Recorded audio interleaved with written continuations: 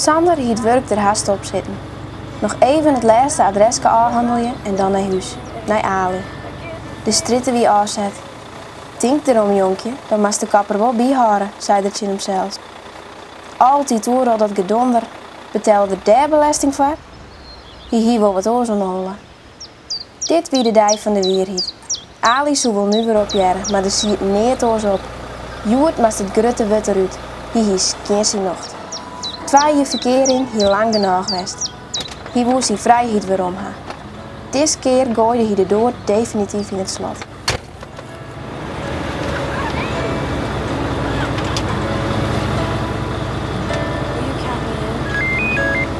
Ja, ik kom er hoor, ja. Alleen de waaijleider hieruit. Thuis wachtte Ali op Sander. De plan voor het weekend hier ze alweer klaar. Ze zou hem deze keer eens goed verwennen. Dat hij er wel verzinnen. Een lekkere massage hier ze betacht. Daar wie alle mannen om een slucht op.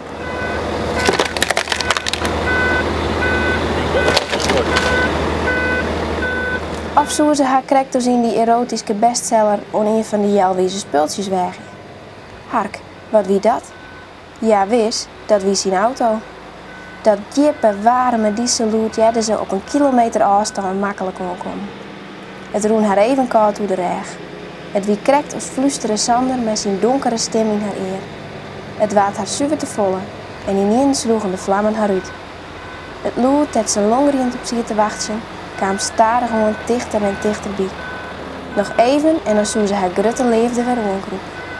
Haar Sander, die net zonder zijn famke koe.